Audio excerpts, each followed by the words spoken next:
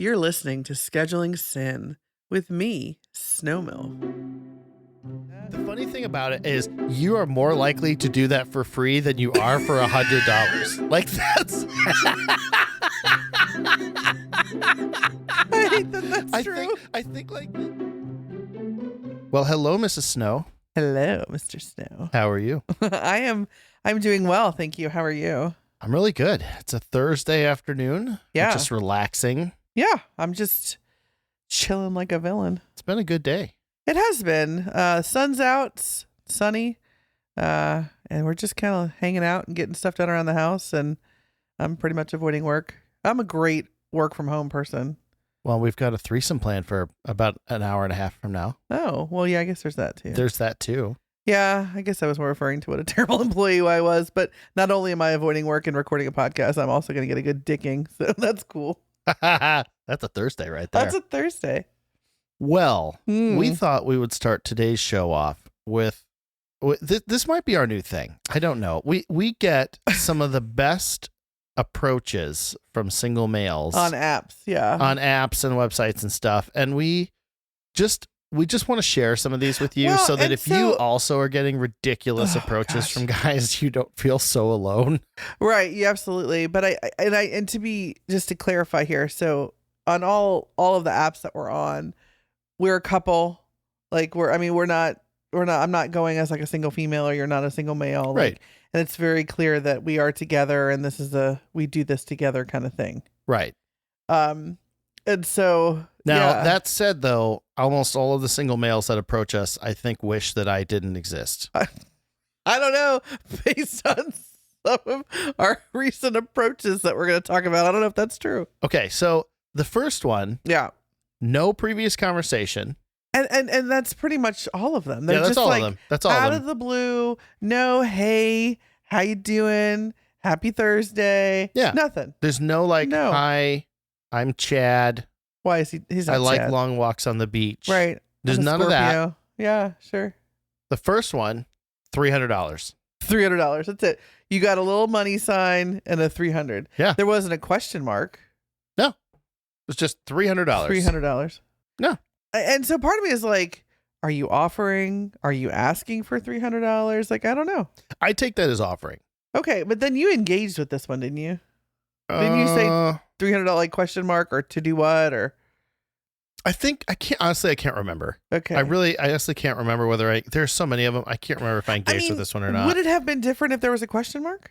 No. $300 question mark? It might, for the record. Okay, we're not accepting cash donations for play. Let's just go ahead and start the premise with that. Well, I think the fact that you call them donations is really not. I mean, that's an exchange. That's prostitution. Neither you nor I are hookers.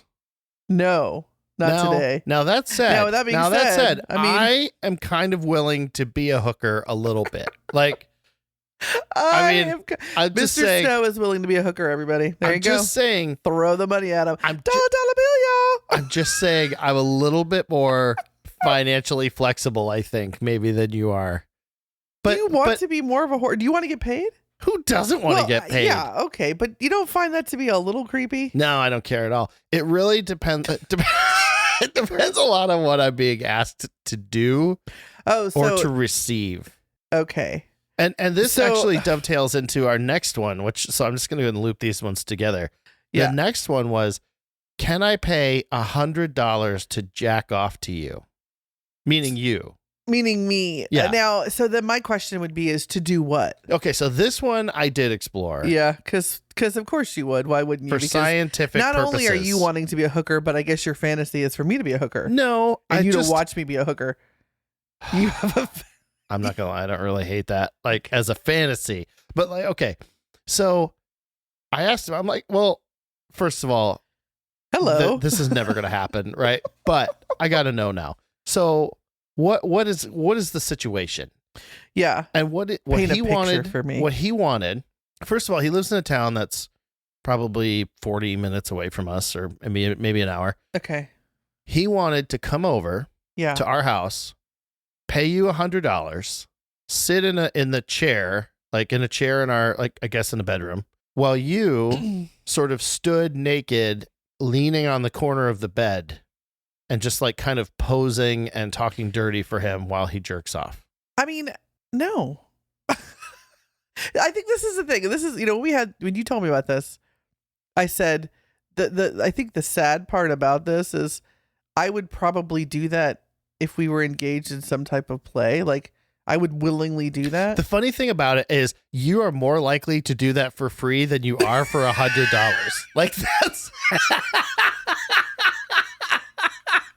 I hate that's true. I think like the addition of being paid to do it is the creepy part, because otherwise you're not completely against that idea. Whatever. What I was going to say is the people that want to pay, the people that are willing and wanting to pay are not people that I would ever want to engage with. Right. Well, probably. that's it. And that's like, you know what I mean? Like, that's the sad part. Like, the reason we're starting with offering money is because we're so sort of depressing that's necessary. Yeah. Yeah. Okay. So I'm more likely to let you jack off to me for free. So there's your tip for today. I don't need to be a hooker. I'll do it for free. If I'm attracted to you. Yeah. Okay. Cool. And our last one. This one was colorful. Yeah. I would say so. Jeez. Okay, so here's the I'm trying to get this through this one. Okay. Will you put no introduction. No, hello, my name is. I'm Chad. Nothing. I like Chad. long walks on the beach. No Scorpio, no sign, no nothing. So no introduction. Will you put a finger in my ass and then brutally fist fuck me? I mean, would you do that willingly? No. Okay. Well, see, there you go. But I think the word brutally is really sticking out for me. Oh, like, I think yeah, that's a red flag. Yeah, I mean, red flag to say the least. I mean, I think when you put a finger in my ass, it's this. We have come such a long way. We live a weird life. We live a weird life, because I feel like if you just said, will you put your finger in my ass? I would like not flinch at that. I would not count that. You actually bought finger condoms for the purpose of doing that. So I'd be like, yeah, okay. But it's the brutally fist fuck me. Yeah, that got aggressive. That got aggressive real quick. Here's my thing about this. I am not personally into a fist fisting. Fucker? Yeah. I've never done it, and frankly, it doesn't turn me on, the idea of fisting. But I'm not opposed to it. Like, if the price is right. No. Well, actually, maybe. But come on. I don't particularly care to engage in fisting. Meaning, I don't like, if people like it, that's fine. Like, I'm not knocking fisting. That's not what I'm not. No, stay with me. Sorry. Stay with me. Stay with me. No, it's fine. Stay with me. Okay, that was sort of unintended. But I'm not against fisting. I'm just saying that's coming in pretty hot for a first message. Well, again, do you think it would have been better if it was just, will you put a finger in my ass and then fist fuck me? I think the word brutal. I think he lost me probably at the finger in my ass part, but definitely at the brutal part. I think there's no combination where fist fucking in the first introductory message is a good approach. Idea. Yeah, so here's some tips. If you want to offer me $100 for me to let you jack off in front of me, I don't know, start with your name. Start with the hello. Start with the hope you're having a lovely day, Put some effort in. The reality, like, I actually think, take the money side out of it, I actually think for somebody to come over and do that would be kind of hot. Someone to come over and just jack off to me? Yeah. Like, I think that'd be kind of hot to watch. Yeah, but again, these are not people, like, I will have sex with in front of you. I will totally do that. I will do that in a club. I will do that a lot of places. You're going to do that in an hour. Right. But I feel like when you start with offering money, you are not somebody I want to do that in front of. Yeah, no, 100%. So for those probably a variety of reasons. Right. So those are our recent approaches. Yeah. I'm sure we'll have more the next time I think this is going to be my new favorite kickoff segment. Yeah. All right. Well, there will be no brutally fist fucking today. Yeah. Yeah. I mean, that seems fair. Okay. So good talk. My next thing I want to talk about is on Discord. Yes. If you're not on our Discord and maybe you're not familiar with it, Discord is a chat platform. Yeah. And we have a Discord server. In fact, the links are in the show notes if you're interested in joining. Anybody's welcome to join. And we've started doing question of the week in Discord, just as a conversation starter. And so I wanted to point out a couple of these questions of the week and talk about some of the answers. The one of the ones that I pulled out was, and this one I think I put in there like a week or so ago. If you could go back and talk to yourself at the beginning of your journey, what would you say? Yeah. I mean, I think about, gosh, how long have we been doing this podcast? What episode is this? I think this will be 40. Wow, 40. Okay. Which, if we're doing every other week, that's 80 weeks. So that's a year and a half, year and 4 months. Yeah. I mean, I guess, obviously we took time off for a variety of reasons over the last year and a half. But yeah, so it's a year and a half. And so for this one, if I answer this question, if I go back and talk to myself at the beginning of this journey, when we started this journey, our goal was not to be quote unquote in the lifestyle. That was not even kind of like, that was never really thought of. We were more about the voyeuristic part and the public play part. Yeah. So more so than the engaging with others. Our journey started 9 years ago. 9 years ago. No. Yeah. No. It was 9 years ago. Oh God, you're gonna make me think. Yeah. That's how long it was. And we started with fair, going there to was clubs. like a 6-year hiatus. Yeah, there was a break in there because we had kids, but the beginning of it was 9 years ago. And I will never forget, we went to our very first club. We talked about it on the podcast. I think it might even be episode number 1. And we were driving home the next day. Yeah. And you looked at me and you said, "Are we swingers now?" Which I had no idea what I was actually saying. And I don't think I knew the answer either. But if I could go back to the beginning for me, I would try to talk to myself, and this is what I try to talk to new people about, is focusing on the friendships first. Well, and it's funny because I feel like when we started, it was very like, we didn't want to know anybody. We didn't really want to be friends with anybody. We were like, we want to use you as sex toys and leave. Right. Like that was very much our initial attitude. And I think, frankly, that's just about everybody's initial attitude the first time. Yeah. Everybody gets into this and they think, we just want to try it, but we don't want any strings. We don't want to know anybody. Certainly there's confidentiality questions and so on and so forth. I think now looking at it, what I get out of the lifestyle more, it's funny because in the beginning it's all about the sex.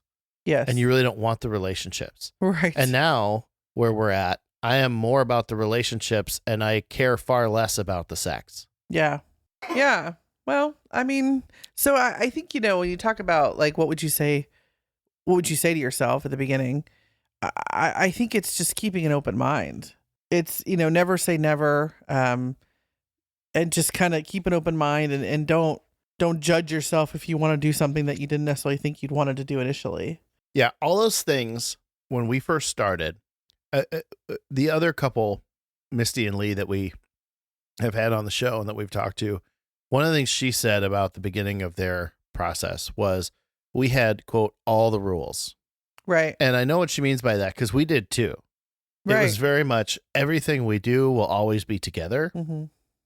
We will never play separately. We will never talk to people separately. Everything has to be very out in the open. And it was very contained.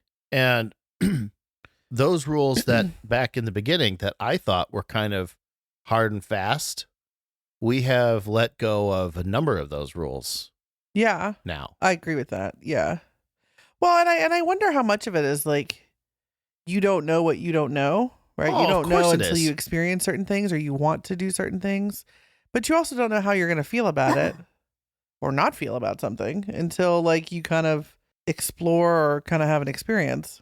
So what would you say, knowing everything that you know for the 9 years that we've been involved in all this and all the things that we've experienced with other people and clubs and the different things we've tried, if a couple came to you right now and said, "Hey, we're thinking about messing around with all this, where should we start? What would you say? I mean, that's such a hard answer. I think finding people. I think finding a group of people that you can at least just talk to and have open conversations about, not necessarily to play with, but like just kind of find your tribe, if you will. Find like-minded people that you can talk about these things and that can bring up things. Like it's just like if you were gonna, learn a hobby or something. Like, you just have to surround yourself with people that know more about it than you do. Right. Right. The first thing you do is find the local club, right? Right. Or you Google it or whatever. But like, I think you find a podcast called Scheduling Sin. But I think it's just getting more information about it, because I think you may find that it's for you or it's not for you. Right. And that's okay. One of the things it's just not being judgmental, I think, is the other piece. When I I think the key thing that you brought up there that people really could take to heart is, and I get asked this. In fact, I was just having this conversation with another couple, like yesterday or the day before, and they're new to the lifestyle, and they're saying, "Oh my gosh, how do we do this? Because the websites are garbage." Yeah. You get approaches like we talked about at the beginning of the show. Yeah. Right. And what I will say from our experience is that individual meets they can be productive. They're a little bit more intimidating, but they take so long to organize. Yeah. Because everybody's, I've got Tuesday of this month. Oh no, I can't do Tuesday. Well, I could do Thursday of 3 weeks from now, and then everybody gets all ready to go, and you get up to the day and it's, oh, hey, sorry, my kid is sick. I can't go. You will pull your hair out sometimes chasing personal meets. Yeah. And that's just to get to dinner, right? I mean, you do all that work and effort. You finally get to dinner or drinks with these folks, and you may find out that you might not even like these people. Right. And then you got to start all over. You do like them. Then there's like the pressure that, well, it took us 6 weeks to get together the first time. We have to make something happen. Right. Or maybe I like them well enough. Right. Well, that's the other thing too. It's like, well, we worked so hard to get here and we're here now, and you're like, okay. And then you end up having sort of a semi-good experience. And so we've been there, we've done that. Right. I think patience is another big piece. The thing that I would say to fight that, to combat that, for one thing, if you have a club that you can go to, that can be an okay place to start. The best way to do that, if you're going to go the club route, is to get involved in the chat groups around the club. Yeah. I know that the big hotel takeovers that we went to, they had big organized chat groups, and it gave you an opportunity to kind of meet people and stuff, so that when you got there, you had some connections already. Right. Going to a club in and of itself, just by itself, cold, is tough. Clubs can be cliquey. Clubs are loud. They're hard to talk to people. Right. They're hard to meet people. You can have great success there, but it can also be tough to break into. I think the hidden gem in the lifestyle community, and we learned this over in Europe, actually, when we were over in the UK, with our friends over there. Yeah. Is the social groups, the social get-togethers, the meetup groups. Oh, just, yeah. And that is really what we've gravitated now towards. Mm-hmm. We have, in fact, today's Thursday, we have an evening out on Saturday, November 9th, to meet up with a group of people, some of whom we've met before, most of whom we haven't. Mm-hmm. But it's a way to meet other lifestylers in a no pressure environment. Yeah, and just a casual. In public, right? In a restaurant, in a bar. Will play Spider Off and Happen that night? Maybe. I don't really know, but that's not really the point. The point is to just meet other lifestylers, maybe make some connections, maybe make some friends. But I think that is the most efficient way to do this. Yeah, I think a lot of it is also going to depend on your personality and what makes sense for you. But yes, I think I find that smaller groups are a little easier to kind of engage with. Absolutely. Yeah. And if nothing else, you can find a group of people that might be able to answer some questions. We have one gal who reached out. She's a younger gal, single, interested in coming Saturday night, has never been engaged in the lifestyle at all, and is wanting to come out to our social night just to meet people and to kind of understand what this is all about. And God love her, she's just trying to like figure out what to do and how to do this. And right. just so many questions. And I mean, and it's But I think so many people can relate to that. 100% they can. I wonder how many people approach the lifestyle in some form or fashion and never really make it off the starting block because of all this stuff that we're talking about, and then just end up moving on to other things. Yeah. Well, yeah, it's hard to break into, I think. So answers that we got on the Discord, I wanted to read a couple of these. First one I picked out was fully embrace who I am and establish and maintain boundaries. I thought that was a particularly good one. I think the fully embrace who you are, I think is really important. To be fair, a lot of us entering the lifestyle on day one don't really know who we are in this context. I guess how I would read that, or how I would think about that, is just embracing all of yourself, all of your bodies, all of your personality. Like, just be who you are. Right. And don't worry about your size or this part of your body that you don't like. Or, I mean, I think we all have insecurities, every one of us. But I think one cool thing about the lifestyle in my mind is there's no bullshit. Right. Like, I think when you kind of engage with this, like, this is really an amazing opportunity to be 100% sincere of who you are. Yeah. Craziness, weirdness, flaws, and all. Yeah. Right? Because there's no reason not to be. No, everybody has them. And you'll find it's like we're going to go out with this group of people on Saturday night. And I mean, there might be some titties out, but for the most part, everybody, it's just going to look like a normal group of people just going out for a drink. Yeah. You know, There might be some titties there out. might be some titties out. I mean, we're going to be in public, so.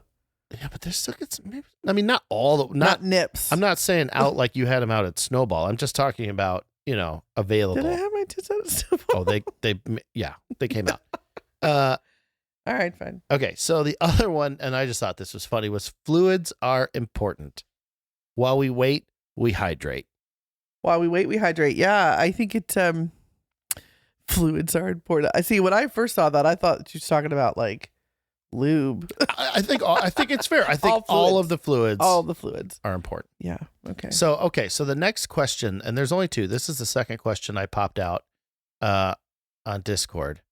Is there a kink that you have tried and enjoyed more than you expected? Are you asking me that, Mr. Snow? Of course I'm asking you that. Probably DP. Really? Oh, he's so excited. Oh, that is not what I expected you to say. Oh, what did you think I was going to say? I thought you were going to talk about the St. Andrew's Cross, but I much prefer... This is a good direction. Oh, well, that's a good one. That's another one. Tell me more about DP. I tried it and enjoyed it more than I expected. I would rather not say anything else. I mean, I don't know what else there's to say. I guess I'm not a tiny person, okay? And I think I was really kind of fixated on just the logistics. Yeah. Like, where does my leg go? Right. How does my pussy go? What happens if I pull a hammy? Right. Mid This is important. DP. Listen, I am old. Can you imagine having a Charlie horse with two dicks in your body at the same time? I play through the pain, man. You just gotta play through the pain. But I mean, seriously, like, it's just, it's just trying to figure out how to be. And that's so funny. Yeah, that's so funny. What would you say? I've been thinking about this. I don't really know what I would say. I mean, I don't. I think you being more of that dominant person when I was on the cross is probably. That's fair. I enjoyed that. That was something that I don't know if you. I don't really think you wouldn't have thought you enjoyed it. Like, I don't think you were thinking like, I don't know, but I think you probably. I guess enjoyed okay. So I'll take that one.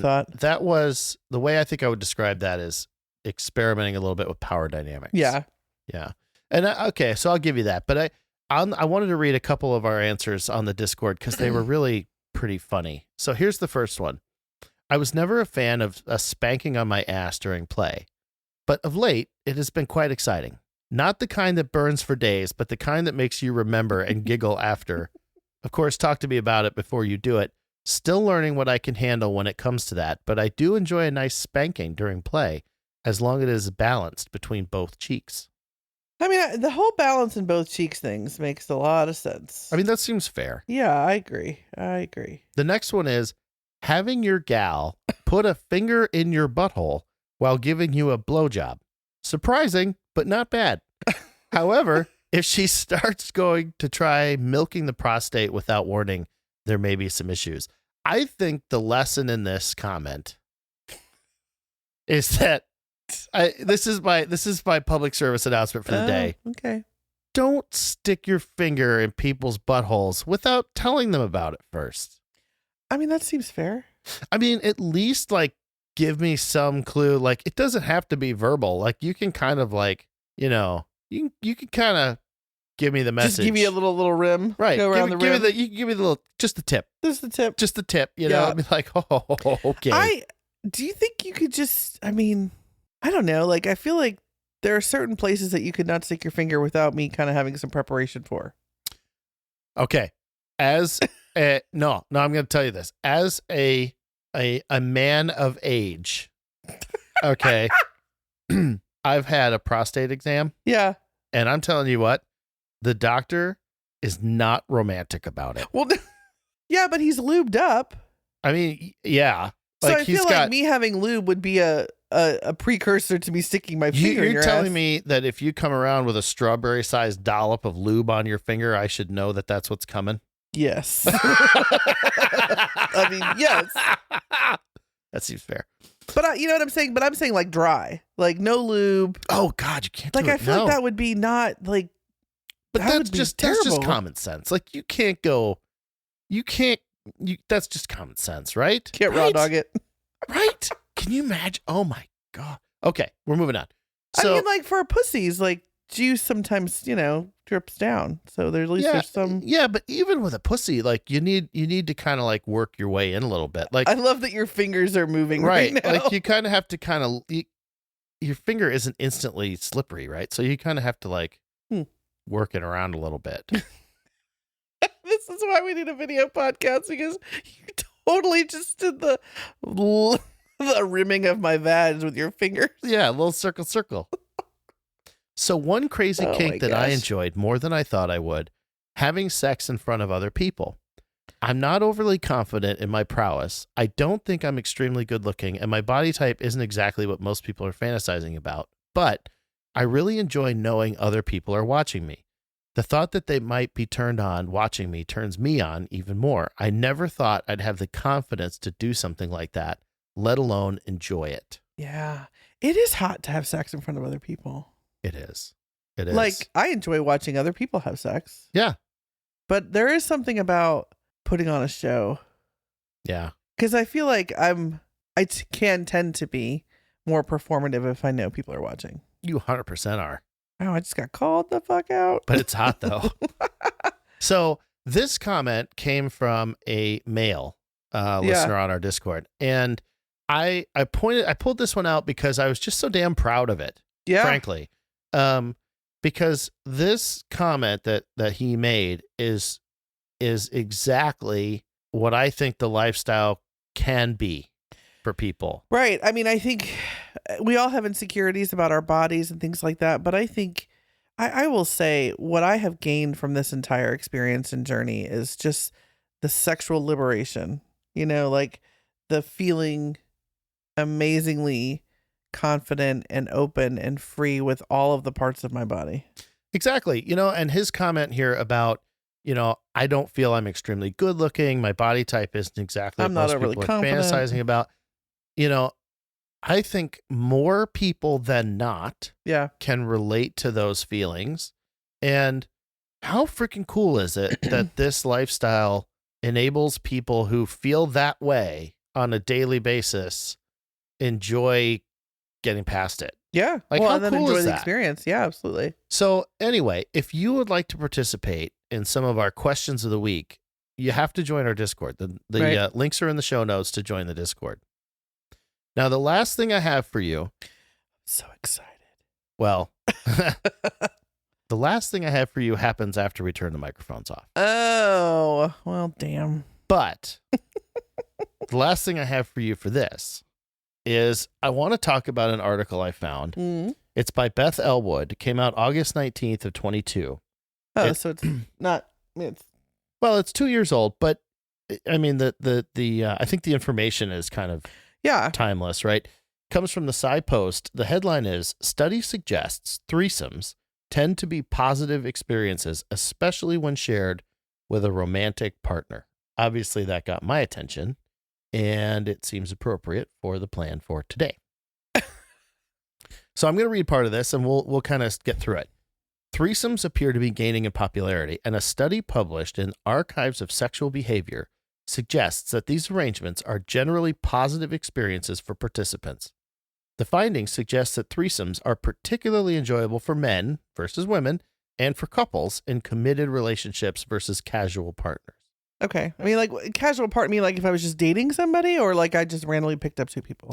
No, well, I think what they're talking about is if like you and a boyfriend decided to have a threesome with someone else, as opposed to you and I having a threesome with someone else. I think that's what they're talking about. As social norms evolve, sexual attitudes are becoming more relaxed in Western cultures, and taboo behaviors are slowly becoming more accepted.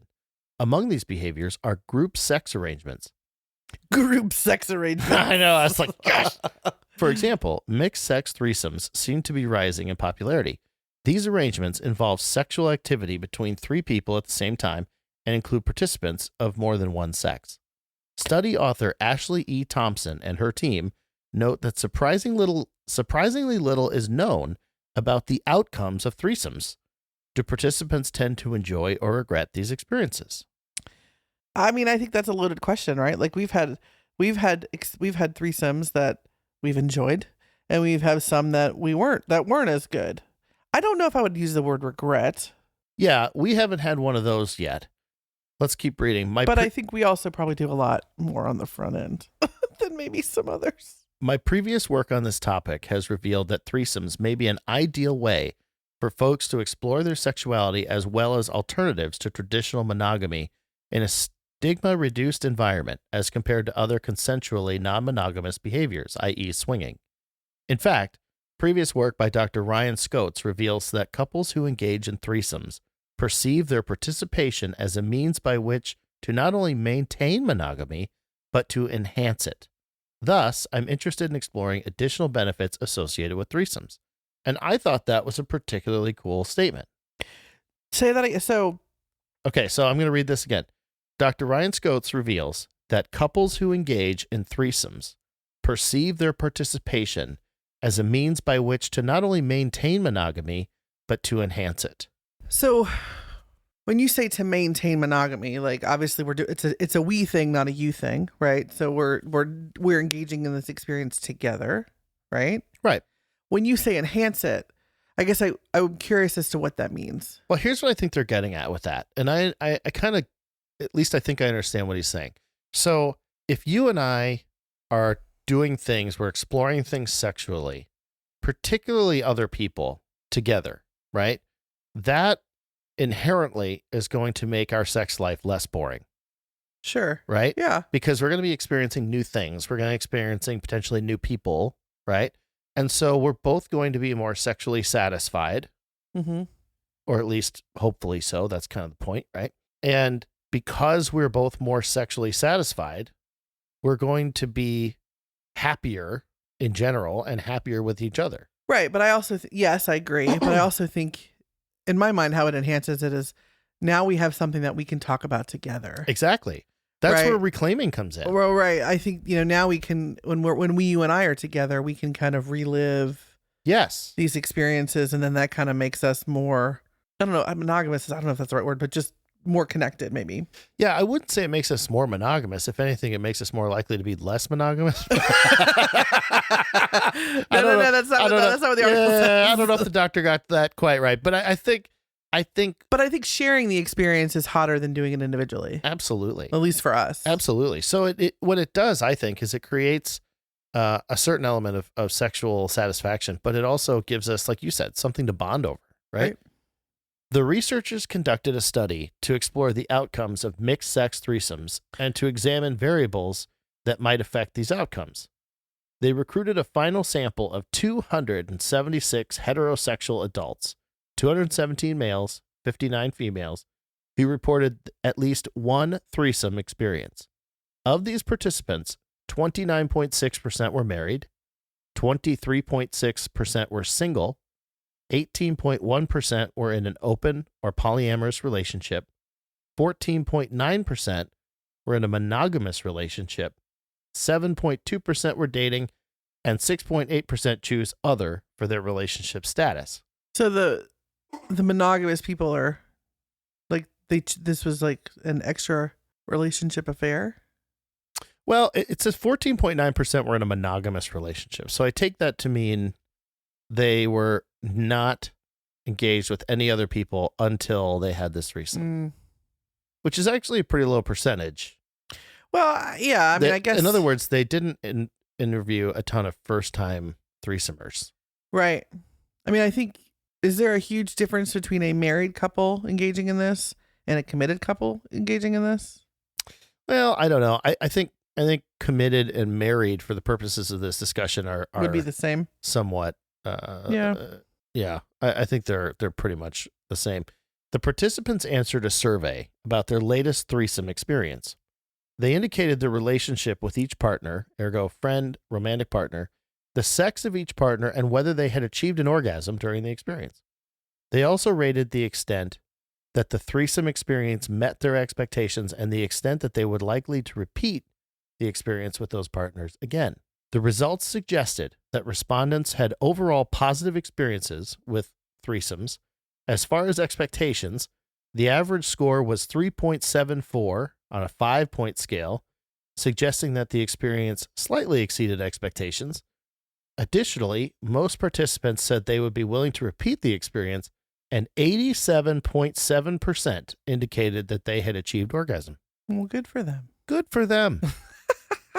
87 point. So it's like a B+ on the coming. B+. It's not bad. I mean, I don't know. Like, that sounds pretty good to me. When the threesome involved 2 additional members of the opposite sex, men reported a stronger desire to repeat the experience than did women. No shit. There were more women than men? Is that what that's saying? Well, no, it said when the threesome involved 2 additional members of the opposite sex. So when a guy had sex with 2 women, he wanted to do it again. Shocker. I know, that's big news. But I could say a woman who's had 2 men wants to do it again. I mean, I could say that on this side. Yeah, so you can relate to that, I can relate to that. That's fine. Men were also more likely than women to experience an orgasm during a threesome, a finding which mirrors a body of research suggesting that men's sexual pleasure is often prioritized over women's. Yeah, I would agree with that. People who engage in a threesome experience with a romantic partner also reported a stronger desire to repeat the experience than those participating without a romantic partner. The authors of the study propose a few explanations for this. Sexual activity between committed partners tends to involve better communication and a higher level of comfort than activity with casual partners.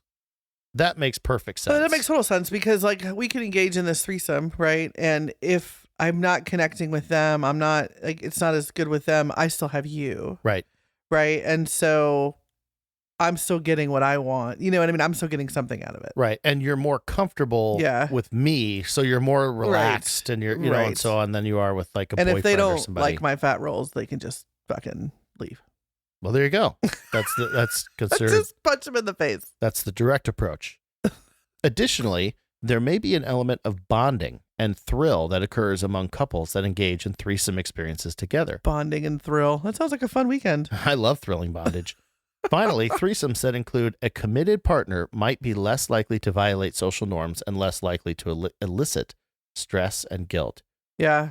Overall, that makes sense. The results of my study reveal that people report fairly positive outcomes resulting from their most recent threesome, Thompson told SciPost. In fact, the majority of participants indicated that they experienced an orgasm in their most recent threesome and that they would participate in the same threesome again if provided the opportunity, and that the threesome met or even exceeded expectations. Thus, threesomes may be a wonderful opportunity for adults to explore non-monogamy and same-sex sexual behavior. Yay, threesomes. You know, a piece of I'm pro threesome. A piece of information that I would love to know, and it clearly was not the thrust of their study. You're so bad. But I would be interested, and this is applicable to us today, is a threesome with an additional partner, the third partner, better more times that you do it? I mean, I think inherently it has to be, right? Well, I wouldn't say that it has to be, but I think it's certainly in this particular case with this person. Well, this is a little different because we have played together with this person more than once, and then you have played with this person like separate from me. Yes, that's true. So so I feel like there's already a level of comfort there, more so than just. There is, but I think what is maybe missing from this study in terms of whether or not people enjoy threesomes or not, I think they're completely correct, and it makes total sense that threesomes can be a great way for couples to explore non-monogamy, and there can be a ton of benefits to the couple.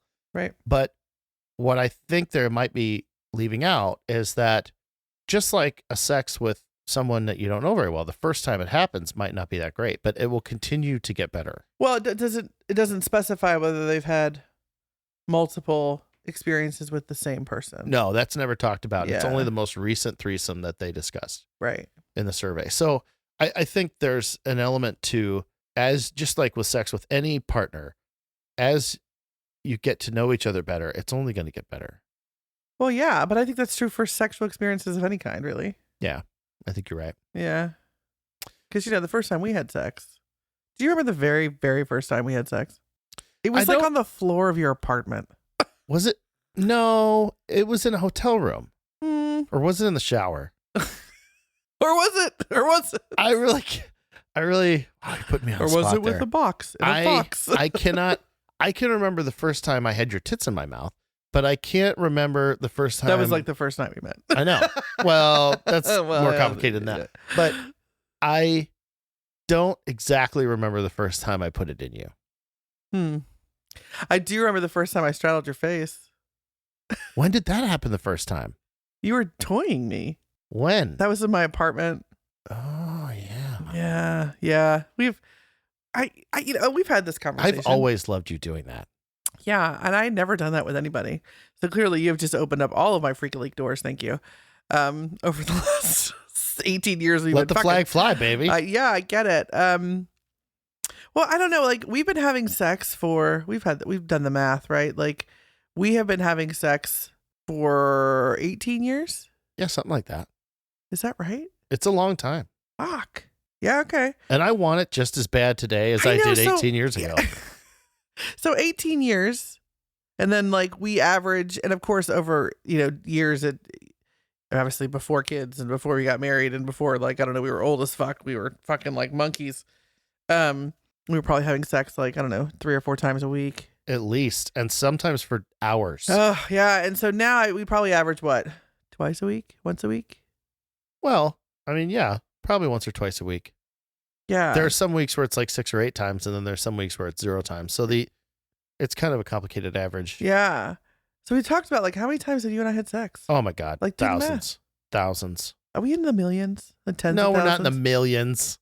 Oh, don't sound so bitter that you haven't had sex with me 1,000,000 times. It's a good goal, though. So tens of thousands of times. I don't know, something like that. Oh, okay. Well, how many times have you had sex with your partner? Submit the math. Submit the math. Show us your work. Show us your work. Long division, please. Yeah. Carry the one. Carry the one. All right. I think that's all the time we have for today. We should go add to our sex count. Ooh, our sex count. Does it count differently if we have a threesome? Like, do you get to count sex twice today? Because I've had sex with more than one dick? Well, because you're going to have sex with 2 people today, does that count as 2 sexes or 1 sex? But if I have sex with you multiple times, is that 1 sex or multiple sex? I don't know. These are questions that we need answers to. Is it a function of nuts? Like orgasms? Yeah. Or like nuts? No, because if Like, it if was I have nuts, 4, then you would get to count 4 it's today. You greedy bitch. Okay. It's true. All right. We'll talk to you later. Bye. We want to hear from you. Email us at snowmilf@yahoo.com. That's SNOMILF@yahoo.com. You can also join us on our Discord and have some fun interactive conversations with us. The link is in the show notes. Talk to you soon.